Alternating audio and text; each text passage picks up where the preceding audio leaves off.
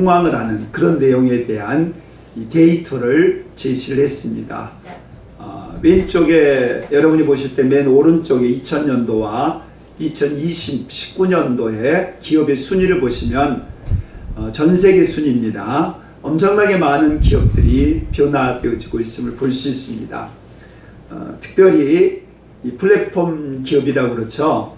이 중개하는 그런 역할을 하는 그 기업들 7개, 제일 위에 애플로부터 마이크로소프트, 그리고 아마존, 페이스북, 구글, 또 알리바바, 텐센트, 이 7개의 기업이 작년에 1년 전과 아니 한 달 전과 지난 8월 9일에 한 달 전과 비교를 해서 1000조가 늘었다고 그래요. 그래서 7개의 이 플랫폼 기업의 매출이 9,793조 원이었다라고 그렇게 발표가 되었습니다. 그리고 제일 상위에 있는 이 애플, 스마트폰의 강자죠. 만들기도 했고 스마트폰에 있어서 독보적이죠. 2,270조 원입니다. 이게 얼마인지 상상이 안 되실 겁니다. 우리나라 내년 예산 2021년도 예산이 532조입니다. 그리고 삼성그룹의 시가총액이 341조 원입니다. 그러니까 340조 원과 2200조 원의 게임이 안 되는 거죠. 그러니까 애플이 이 스마트폰 가지고, 물론 이제 스마트폰이 되니까 그에 더 많이 했지만은 이거 하나 가지고 우리나라 주식 상장이 되어 있는 코스피와 이 코스닥 다 합한 것보다도 더 많다고 그래요. 그러니 한 기업이 한 나라의 경제보다도 더 큰 그런 시대를 살아갑니다. 이게 이 호모 사피엔스, 새로운 인류가 출현했다, 그렇게 말합니다.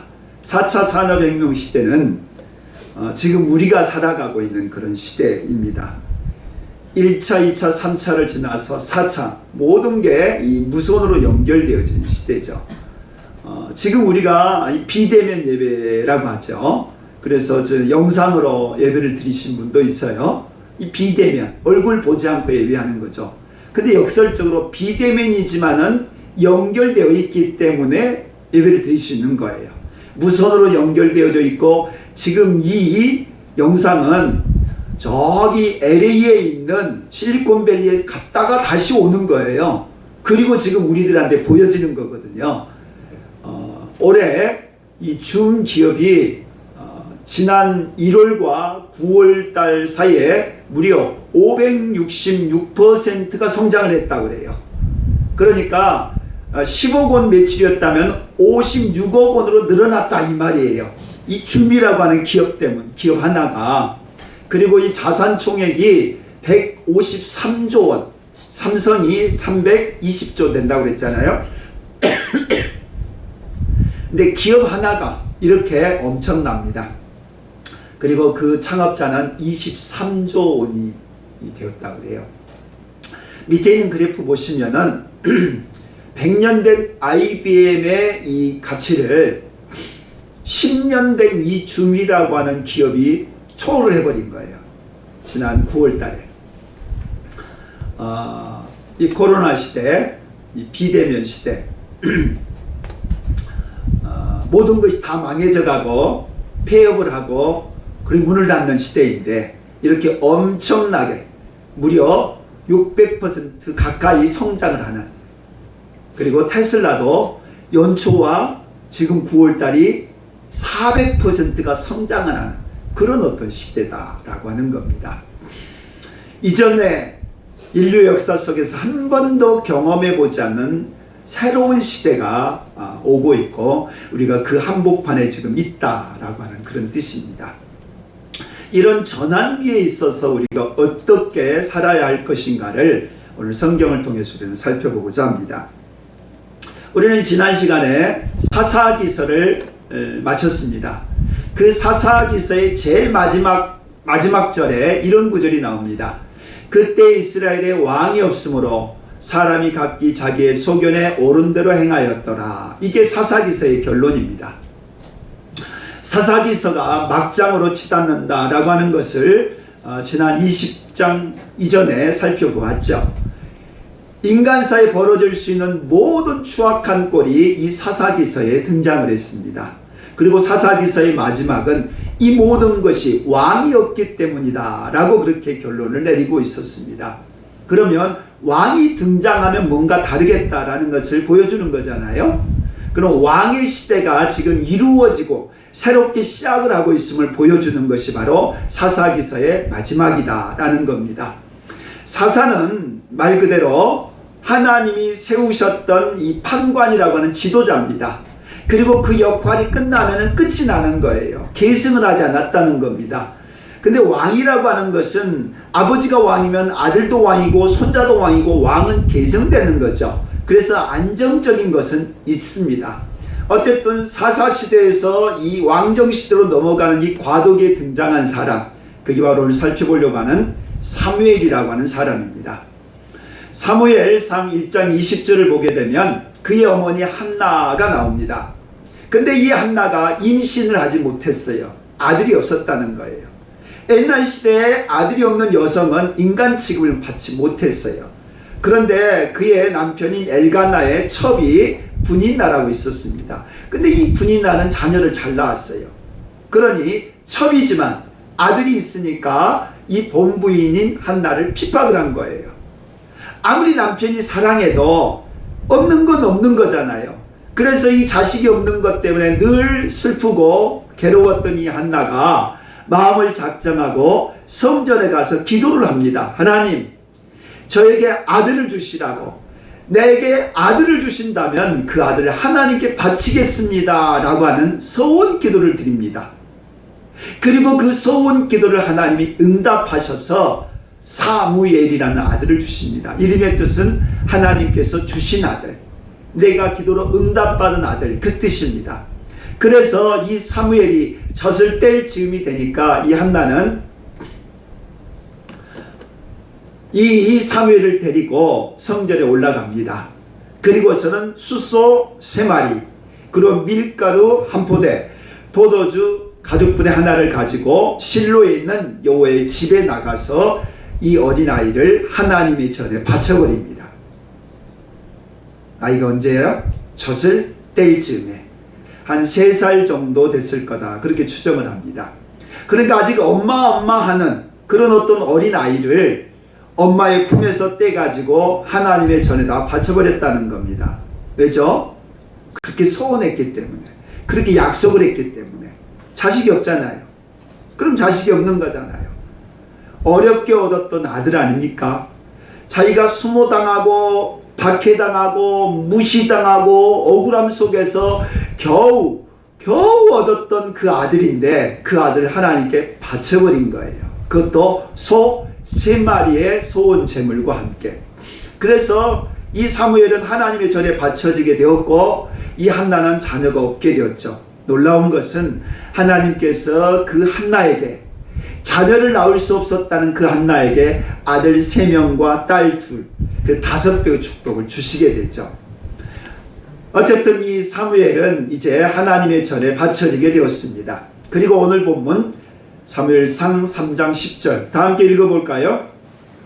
여호와께서 임하여 서서 전과 같이 사무엘아 사무엘아 부르시는지라.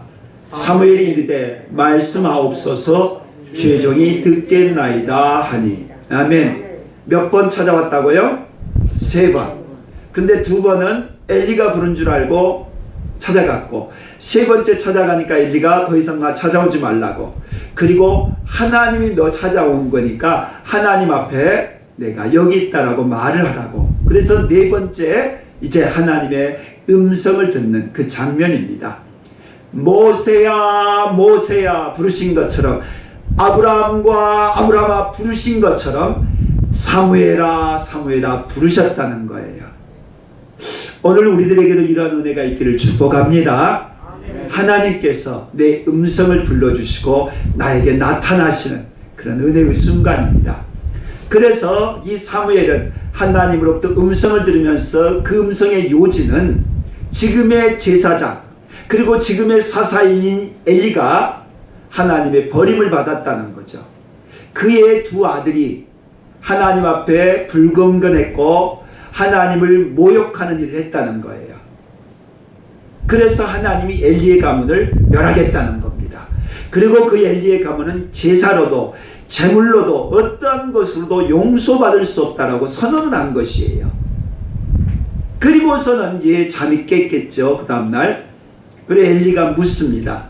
그래서 소상하게 그 내용을 이야기하죠. 그런데 엘리가 그 말을 받았음에도 불구하고 자기 가정이 저주가 찾아올 것이고 자기 아들들이 한날에 죽을 거라고 하는 경고를 들었음에도 불구하고 아들들을 만류하지를 못합니다. 아들들에게 그 저주 행위를 그치지를 못한다는 겁니다. 무슨 뜻입니까? 결국 망할 길로 가게 되었다 이 말입니다. 그 말은 제사장이었던 이 엘리, 사사였던 이 엘리가 끝이 나고 새로운 시대, 이제 제사장으로 세움받은 사무엘이 등장할 것을 얘기해 주고 있는 대목입니다. 사무엘은 하나님께서 함께한 종이었습니다. 그래서 그의 말이 하나도 땅에 떨어지지 않았다라고 그렇게 기록을 합니다.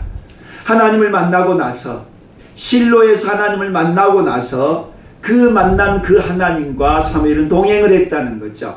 하나님의 말을 한 번도 거역하지 않아서 하나님은 그의 말을 사무엘의 말을 존귀하게 여겨줬고 사무엘의 말이 땅에 떨어지지 않을 만큼의 권위자로 권세 있는 자로 세우셨다라고 하는 겁니다. 하나님은 새로운 시대를 준비함에 있어서 새로운 사람을 준비하고 있는 거죠. 물론 이 사무엘이 그 역할을 중개하는 역할을 한 것이지 새로운 왕은 다른 사람이긴 합니다. 그러나 중요한 것은 하나님의 사람, 하나님의 음성을 듣고 하나님이 함께 하신 사람, 이 사무엘을 통해서 그런 새로운 시대를 준비시켰다는 거죠. 하나님이 새로운 시대를 준비할 때는 항상 새로운 사람을 준비하십니다. 그래서 시대와 사람이 딱 맞을 때 새로운 역사, 새로운 사건이 벌어지게 되는 거죠. 그게 바로 왕정, 왕의 시대로 넘어가고 있는 그런 상황입니다. 사무엘은 사사가 되었죠. 사사가 된 사무엘은 첫 번째 선지자의 사역을 하십니다. 3장 20절 말씀, 단에서부터 브엘세바까지, 이것은 이스라엘의 저 북단으로부터 남방까지 모든 땅을 말합니다. 이스라엘이 사무엘을 여호와의 선지자로 세우심을 알았더라 라고 말합니다. 선지자, 하나님의 말을 대언하는 자 이 말이죠. 그냥 목사님 정도가 아니라 하나님의 말씀을 받아서 그의 말씀을 그대로 전하는 자, 이 선지자가 되었다 이 말입니다. 실로에서 하나님의 말씀이 그 어린 사무엘에게 나타날 때부터 그가 선지자가 된 거죠. 그리고 그의 말 따라 엘리의 가문 안에는 그런 일이 벌어집니다. 하루아침에 그들 모두가 전쟁터에 가서 죽게 되고 그 소식을 들었던 이 엘리마저도 죽게 되는 그런 일이 벌어지게 되죠. 애언대로 이루어졌다 이 말입니다. 뿐만 아닙니다. 왕을 달라고 하는 이스라엘 백성들에게 왕은 이런 제도라고 경계를 하십니다. 그럼에도 불구하고 왕을 달라고 하니까 허용을 하시죠. 그리고서는 그 왕을 주십니다. 그리고 첫 번째 세웠던 사울왕이 하나님의 말씀을 거역하고 불순종한 결과 두 번째 왕인 다윗까지도 세우는 일을 하게 됩니다. 선지자였다 이 말입니다. 두 번째 사무엘은 제사장이었어요. 젖먹는 어린 양 하나를 드렸다가 온전한 번제를 드리고 하나님께 부르짖었더니 응답하셨다라고 나옵니다. 번제로 제사 드릴 수 있는 사람은 제사장만 하는 겁니다. 이건 왕도 할 수가 없는 거예요. 그 누구도 할 수 없고 오직 제사장만 할 수 있습니다. 다시 말하면 엘리가 제사장이었는데 그 제사장의 바톤을 사무엘이 이어받았다라고 하는 겁니다. 당시 이스라엘 백성들은 블레셋의 괴롭힘을 당하고 있었습니다.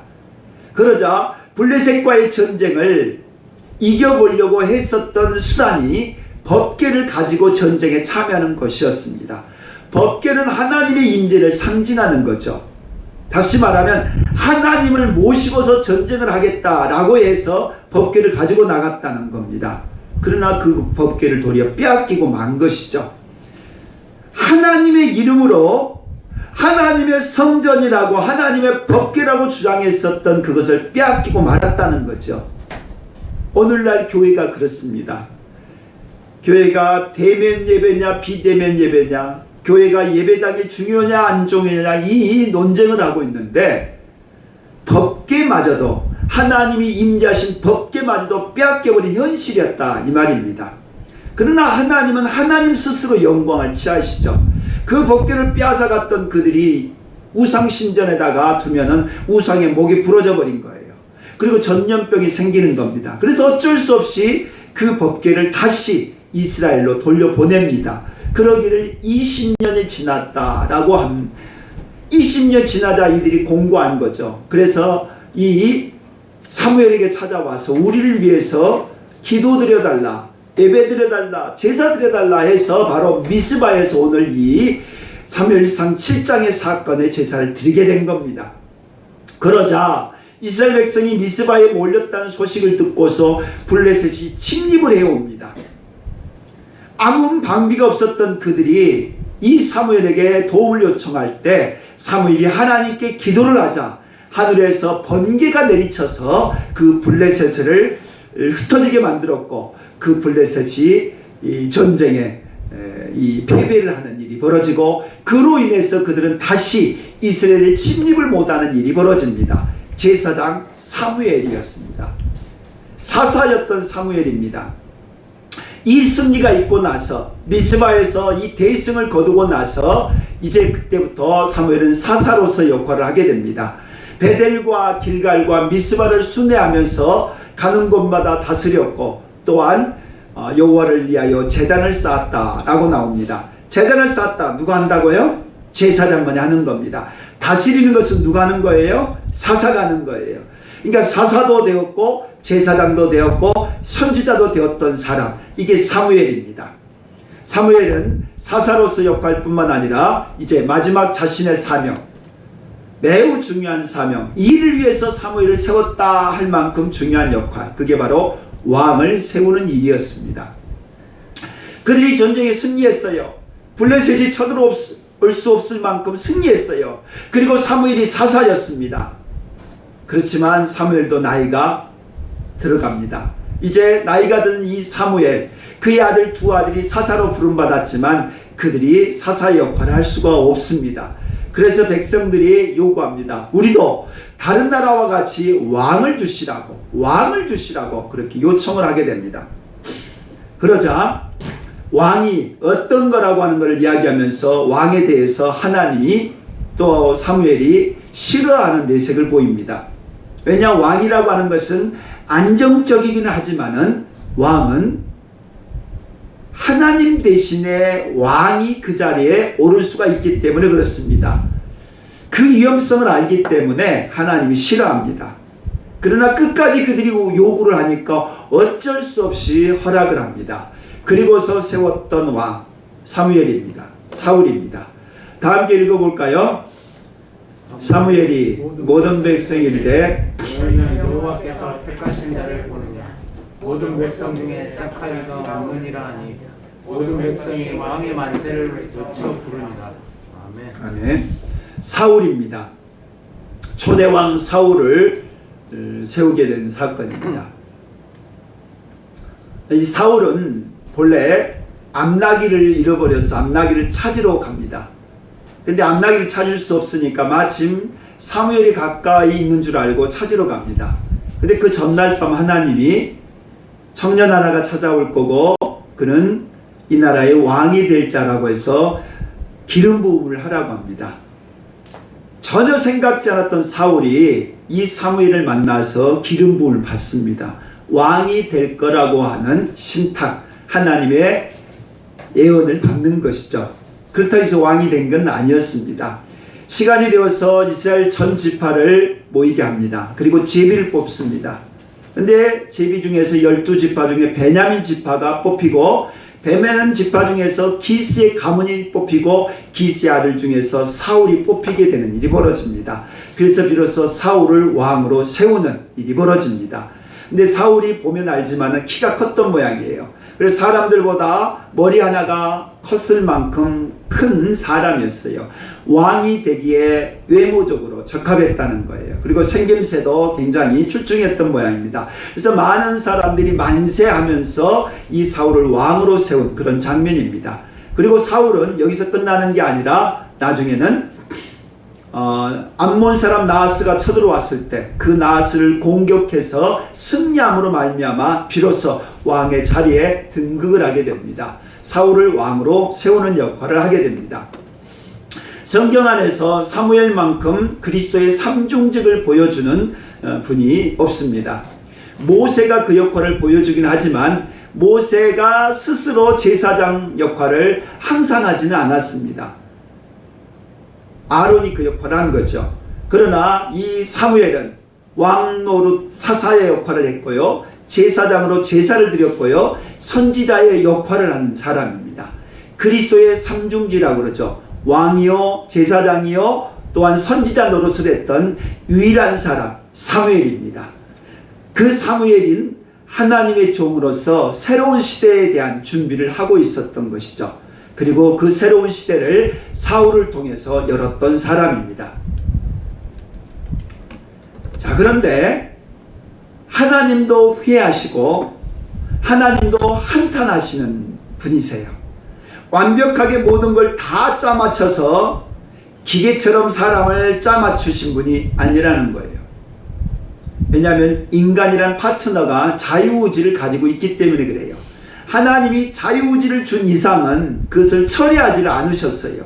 종을 삼지 않으셨다는 겁니다. 그러다 보니까 하나님이 사울을 왕으로 세우셨음에도 불구하고 그 사울이 잘못된 길로 가고야 만 것이죠.